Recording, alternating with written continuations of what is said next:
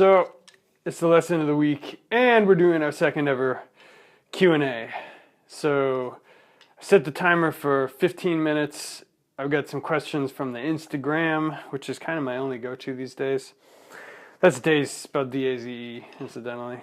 So I'm just going to rattle them off. Killers. The Classic John writes, "Hey bro, could you talk about practice and how to make the most out of a limited practice time?" And then he goes on to say he's only got 3 hours a day. Well, John, my advice to you is I quit.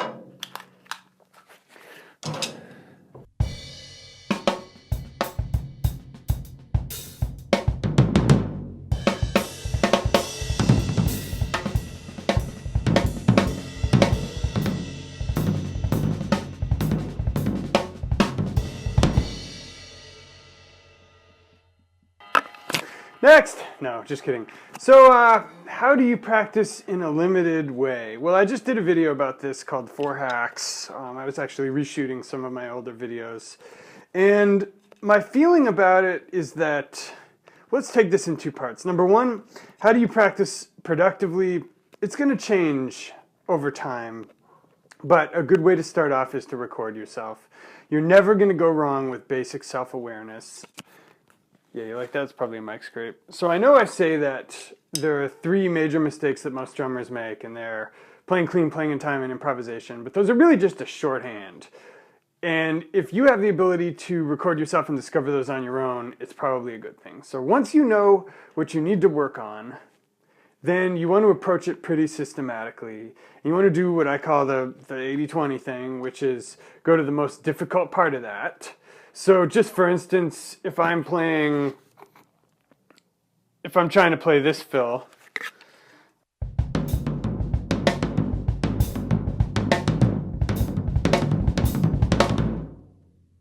so not every part of that fill is created equal, right? So I need to, let's say this part, making the kick and the left hand lock up is a difficult part. So I would just loop that.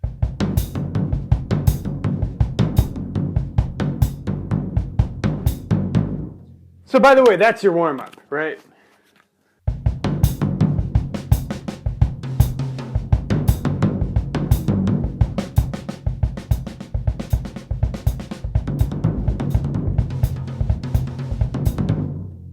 Right? Instead of your same rudiments that you do every time. I've talked about this to death. So the other thing I'll say about how do you practice productively in just a couple hours is you spend 2/3 of your time practicing stuff really reductively. Make sure you spend the last third putting that in context. I seriously just did this. But, so I've been practicing this fill the whole time.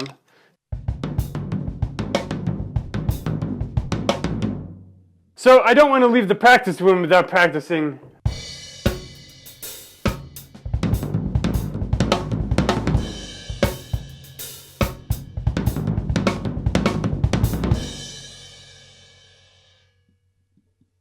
So that's one form of putting things in context. Another is to actually put on a recording and forget everything you know and just play and try to lock up with it. And that's not original to me. That is Mike Johnston, but I will proudly rip that off from Mike Johnston.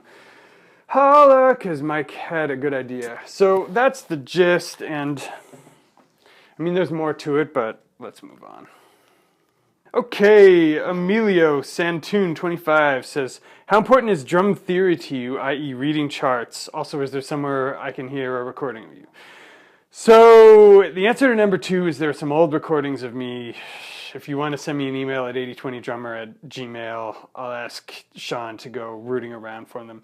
The reason there aren't a lot of recent recordings of me is because I'm kind of a gig diva. That means I live in New York City where the gigs hardly pay anything. A lot of them require you to bring your own drums, and I really, really like my scotch and television.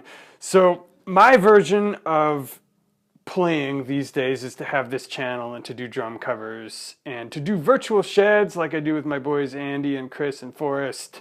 And, you know, I'm working out some other things. I had a gig offer at a decent spot here in New York, and I tried to do the business bootstrap 7-day startup thing with it and put an offer up and see how many people would pay in advance.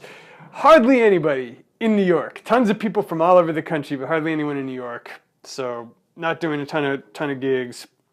Okay, how important is reading to me? It really depends on what you're trying to do. In general, I see drums divided into two kind of camps. And one group only reads stuff, and one group hardly ever reads stuff. And I feel like the key is to combine those. James Altucher talks about idea sex, whereby if you're decent in one vertical and decent in another vertical, but you're the only guy that combines those two things, suddenly you're the best at the combination. So you want to be like that. You want to be the guy who, or the gal, who can really play pocket, just cold-blooded pocket, who can improvise, who can play by ear, because in my opinion, that stuff's more important, but also be able to read. And if you think about dudes like Justin Brown, that's really the vibe. And a lot of the great players, they don't spend much time in the chart. They've got such a great conception in their head that they're like, ah, that's what he wrote, all right. I watched Dana Hawkins basically take a look at some of my friends' tunes and then close the chart and then just play by ear the rest of the tune. It was astonishing. Nate Wood, also famous for looking at the chart once or twice and then just memorizing it. John Riley, too, by the way, has the entire Vanguard book memorized. So reading, yes, important, but primarily having the structures inside you, and being able to improvise around them and having that deep pocket and good improv is probably more important. Okay, moving on. What's my favorite color? Black. No, just kidding. What is my favorite color? I really do look good in black. Yeah, we're gonna table that for later. Ooh, I like cherry.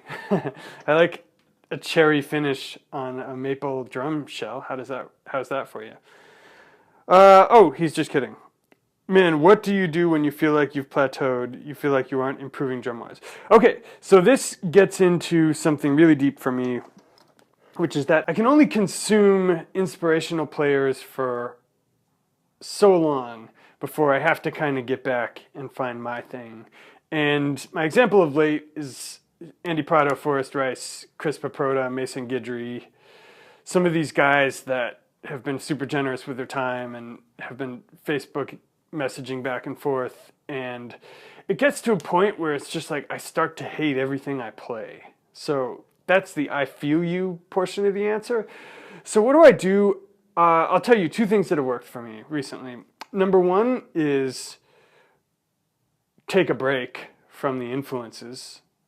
And number two, more practical, is play something in a context you're not familiar with. So these whole last few weeks, I've been playing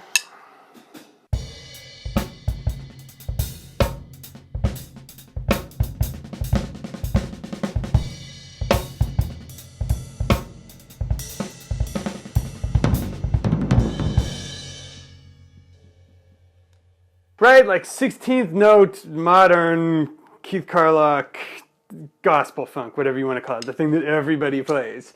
And I was starting to hate everything I played. I would start to play over tracks and just be really up in my head and have kind of nothing musical to say. So one, I just took a break from listening to the Forrests, Nicks, Masons, Chris's, and everybody else on my Facebook feed. I'm just like, bro, I'm sorry. I need a break. And number two, I started practicing a totally different context. So I was inspired by this Nick Smith tune, The Rise. So I'm just like, yeah, let me practice some kind of 6/8 thing.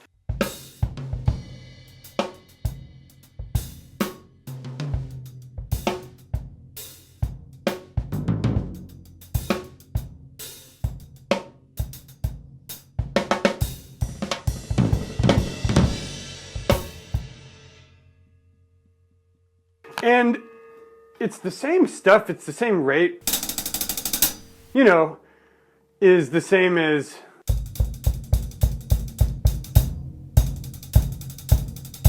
but it's in a different context. So in other words, if you put yourself in an unfamiliar context, you're going to start to tap into that right brain again.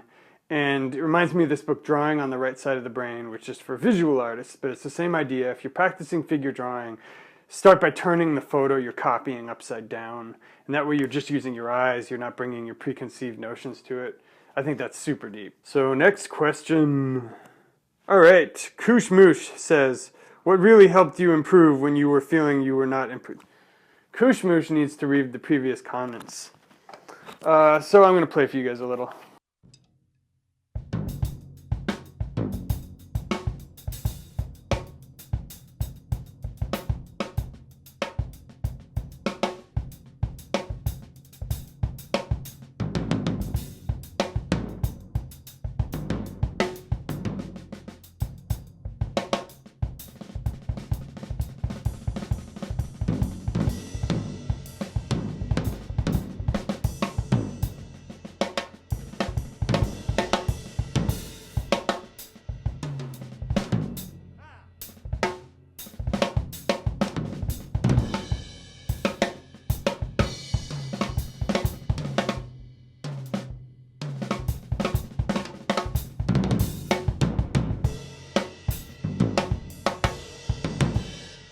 Let's work in that thing I worked on.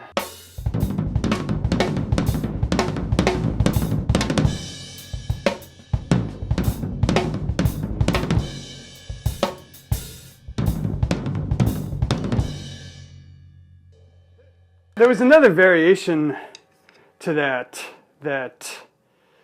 I was digging on, that I was working on this morning. Instead of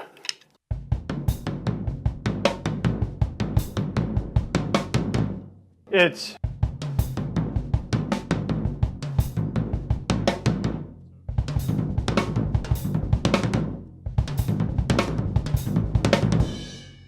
and of course the 6-beat phrase.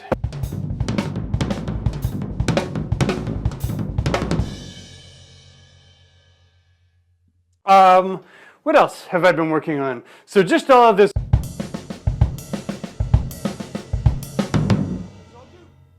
I'll do like a halftime double time thing. So I'll be like it's some permutation of. So first I'll do like a bar of halftime and a bar of double time. So.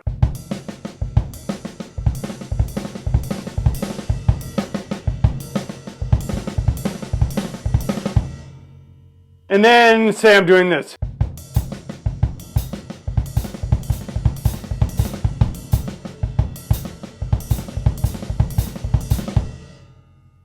So then that allows me to work in more complicated variations, like I'll alternate. So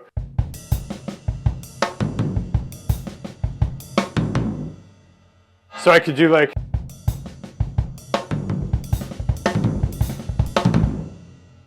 that sort of thing. And of course, in context.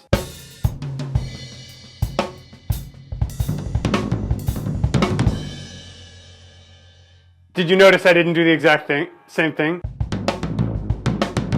I think that's super hip though.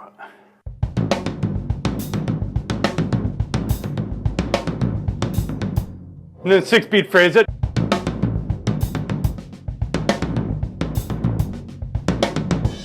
Ooh, can we do that fast?